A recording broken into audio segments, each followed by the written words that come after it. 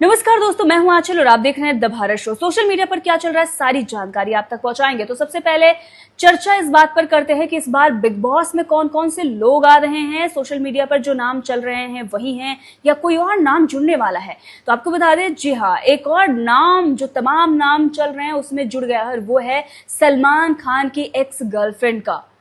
सलमान खान की ex girlfriend Iulia Vantur भी आने वाली हैं, ऐसी खबरें आ रही हैं मीडिया में। और वहीं पर खबर यह भी है कि इस बार बिग बॉस होस्ट कर सकते हैं एल्विश। अब हो सकता है कि ये अफवाह ही हो, लेकिन इस तरह की खबरें सोशल मीडिया पर चल रही हैं। लेकिन अगर सलमान खान की एक्स गर्लफ्रेंड आ रही हैं और बहुत सारे सोशल मीडिया से भी लोगों को अप्रोच किया गया है, पहले तो यही चल रहा था कि इस बार सोशल मीडिया से लोगों को लिया ही नहीं जाएगा, लेकिन खबर है लक्ष्य चौधरी जो कि एल्विश के अच्छे दोस्त हैं, उन्हें अप्रोच किया गया है। वहीं पर और भी कई सारे नाम चल रहे हैं, गौरव खन्ना, प्रिया रेड्डी, तमाम नामों की चर्चा सोशल मीडिया पर हो रही है। लेकिन सबसे दिलचस्प यही होगा कि सलमान खान की एक्स गर्लफ्रेंड आएंगी। पता चलेगा कि वो सच में उनकी गर्लफ्रेंड थी भी या फिर सिर्फ मीडिया में ही सारी खबरें चल रही थी। हालांकि ऑफिशियल तो कुछ हुआ नहीं, लेकिन हाँ, सोशल मीडिया पर ये सारी चीजें चल रही थी, मीडिया में ये तमाम खबरें बन रही थी। तो अब यही खबर आ रही है कि यूलिया भी आएंगी। तो देखना तो बनता है भाई इस बार का बिग बॉस की होता क्या है, बहुत ही दिलचस्प होने वाला है। चलिए दूसरी खबर की तरफ बढ़ते हुए, दूसरी खबर है हेरा फेरी 3 को लेकर। तो परेश रावल ने मूवी छोड़ दी थी। खबर ये आ रही थी कि 11 करोड़ रुपए जो उनको मिले थे साइनिंग अमाउंट, वो उन्होंने वापस कर दिया था। अब बताया जा रहा है कि उनकी फीस जो है मूवी करने के लिए वो 15 करोड़ रुपए है और उन्होंने फिर से हामी भर दी है। तो इस बार उन्हें 15 करोड़ रुपए मिल रहे हैं इस मूवी के लिए। अक्षय कुमार को 20 करोड़ रुपए मिल रहे हैं। सुनील शेट्टी के बारे में लिखा जा रहा है कि 5 से 6 करोड़ उन्हें मिल रहे हैं। अक्षय कुमार को प्रॉफिट में भी हिस्सा मिलेगा क्योंकि प्रोडक्शन उनका है। तो इस तरह की खबरें चल रही हैं। अब देखना होगा कि ये जो खबरें चल रही हैं ये सही भी हैं। अभी आधिकारिक तौर पर तो कुछ कहा नहीं गया, मीडिया में रिपोर्ट्स चल रही है कि इतने इतने पैसे मिले हैं। लेकिन हाँ, परेश रावल फिर से मूवी करने जा रहे हैं, उन्होंने हामी भर दी है। तो परेश रावल ने जब मना किया था उस वक्त बहुत ज्यादा खबरें बनी थी। तो ये जो फिल्म है वो पहले से ही लाइमलाइट में बन गई थी। हो सकता है कि मना किया फिर मान गए, तो लाइमलाइट के लिए किया गया हो। लेकिन हाँ, फिलहाल वो वापस आ गए हैं। तो जो भी उनके दर्शक हैं, जो उनके फैंस हैं, उनके चाहने वाले हैं, वो काफी खुश नजर आ रहे हैं। आपको क्या लगता है, उन्होंने अच्छा डिसीजन लिया है या फिर आपको कोई फर्क नहीं पड़ता उनके डिसीजन से? चलिए अगली खबर की तरफ बढ़ते हैं और अगली खबर के बारे में बात करते हैं।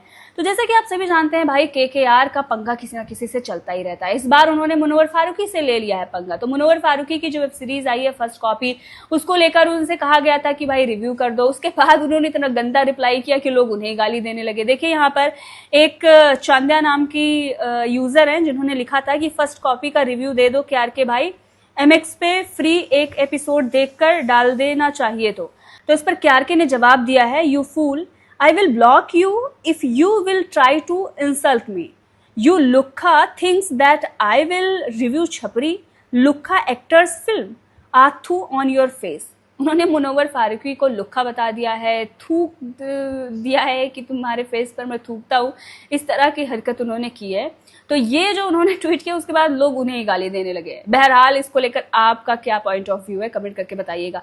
KRK ने सही किया या गलत किया? मुझे तो लग रहा है इस तरह से नहीं करना चाहिए। हालांकि उनका पर्सनल मामला है, सोशल मीडिया पर जो भी कमेंट करते हैं इसी तरह के कमेंट करते हैं। भाई सलमान खान के लिए कुछ भी बोलते हैं तो मुनव्वर फारूकी क्या है। अच्छा, अब आपको बता दें कि KRK का एक नया गाना भी आ रहा है। शायद बताया जा रहा है कि हर रोज वो अपने ही गाने को प्रमोट कर रहे हैं, लेकिन जब वो बता रहे हैं कि मेरा गाना आ रहा है वो भी T सीरीज के साथ, तो लोग कमेंट करके बोल रहे हैं कि भाई T सीरीज वाले तुम्हारा ऐसा क्या है KRK के पास कि तुम इसके साथ गाना कर रहे हो। और शान ने गाया है तो शान से भी लोग पूछ रहे हैं कि भाई क्या मजबूरी थी कि KRK के लिए तुम गाना गा रहे हो। बहरहाल KRK तो है KRK। अब उनका जो गाना आ रहा है उसका प्रमोशन वो कर रहे हैं, देखना होगा कि कैसा गाना आता है। हालांकि उन्होंने ट्विटर पर कुछ भाग डाला है, लेकिन हम यहाँ पर बिल्कुल भी चलाने का रिस्क नहीं लेंगे क्योंकि हमें पता है कॉपीराइट आ जाएगा।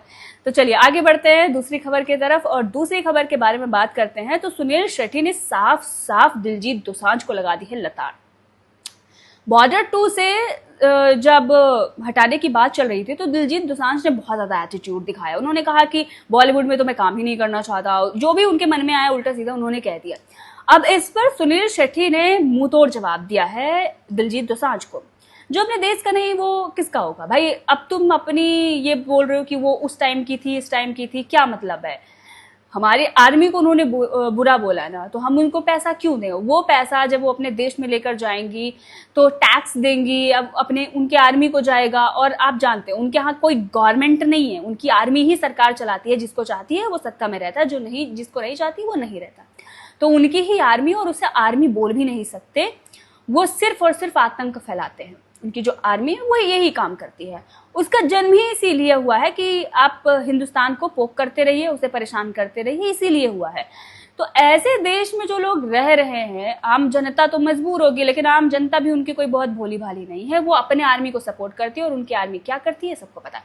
तो ऐसे लोगों के साथ काम नहीं करना चाहिए। अगर कोई प्रॉब्लम है, कुछ भी है, तो उनको फिल्म से बाहर करना चाहिए। लेकिन उन्होंने डिसीजन ये लिया कि वो भारत में रिलीज ही नहीं करेंगे। और उसके बाद पाकिस्तानी क्या कह के खुश हो रहे थे कि भाई हानिया को तो बाहर नहीं किया गया, लेकिन इंडिया को ही फिल्म से बाहर कर दिया। ओ भाई तुम्हारी औकात है। और 2-3 करोड़ भी कमा रही है तो उसमें रिकॉर्ड तोड़ दिया, रिकॉर्ड तोड़ दिया। भाई पहले आटा खरीद लो, उसके बाद रिकॉर्ड तोड़ना। पहले अपने देश में जो भूखे नंगे घूम रहे हैं ना, उनको रोटी खिला दो, उसके बाद रिकॉर्ड तोड़ना। हालत तो तुम्हारी खराब है। जितना भी पैसा है आर्मी ले जाती है, उसको जो उनके बच्चे हैं विदेशों में उड़ाते हैं, अय्याशी करते हैं, और आम जनता वैसे ही भूख मर रही है। लेकिन क्या करे भाई, दिमाग भी तो होना चाहिए ना उसके लिए। अपनी सरकार से तो सवाल पूछ नहीं सकते। एक जो तानाशाही चल रही है उसी में है, और इसी में खुश रहते हैं कि हमने इंडिया को यहाँ हरा दिया, वहां हरा दिया, वहां हरा दिया, जबकि वो सिर्फ इनके मीडिया चैनल में चलता है। वैसे हमारे देश में भी कुछ मीडिया चैनलों ने ऐसा करने की कोशिश की थी, लेकिन अभी हमारे यहाँ की जो जनता है ना, वो इतनी गंवार नहीं है, वो इंटेलेक्चुअल है। तो मीडिया को ही उन्होंने साफ कर दिया था, तो मीडिया थोड़ा उसका पर डाउन हो गया है। अब वो जमीन पर ही है, ऊपर उड़ने की कोशिश नहीं कर रहे, पाकिस्तानी मीडिया बनने की कोशिश नहीं कर रहे। तो चलिए फिलहाल आते हैं कि सुनील शेट्टी ने कहा क्या है। तो सुनील शेट्टी ने कहा है कि भले ही फिल्म की शूटिंग दोबारा करनी पड़े, पर ऐसे लोगों को नहीं लेना है। मतलब उन्होंने ये कह दिया कि जो देश का नहीं है वो किसी का नहीं हो सकता। तो भले ही फिल्म को हमें दोबारा शूट करना पड़ जाए, लेकिन ऐसे लोगों को आउट करो। तो मुंह तोड़ जवाब सुनील शेट्टी की तरफ से दिलजीत दोसांझ को दिया गया है। बहरहाल बहुत सारे लोग आ जाएंगे सपोर्ट करने के लिए दिलजीत दोसांझ को, लेकिन मैं तो बोलती हूँ ऐसे लोगों को सपोर्ट नहीं करना चाहिए, और मैं बिल्कुल भी नहीं कर सकती। चलिए आगे बढ़ते हैं और दूसरी खबर के बारे में बात करते हैं। तो जैसा कि आप सभी जानते हैं भैया, बिहार में है इलेक्शन, और इलेक्शन से पहले अब सरकार बड़े बड़े वादे कर रही है। रातों रात सड़क बन जा रही है, और सड़क पर पेड़ भी नहीं काटे जा रहे हैं, और सड़क बनकर तैयार हो जा रही है। देखिए ये विजुअल्स आप देख रहे हैं, बिहार में सड़क बना दी गई है और बीच में पेड़ लगा हुआ है। मतलब अब सड़क पर कोई बाइक कार लेकर जाएगा तो पेड़ से टकराएगा। लेकिन बताया गया कि ठेकेदार को चुनाव की वजह से जल्दी सड़क बनानी थी, लेकिन वन विभाग से पेड़ काटने की अनुमति नहीं मिली। अब क्या करें, वो जल्दबाजी में सड़क बना दिया। मतलब हमारे देश में कुछ ना कुछ ऐसा देखने को मिल ही जाता है।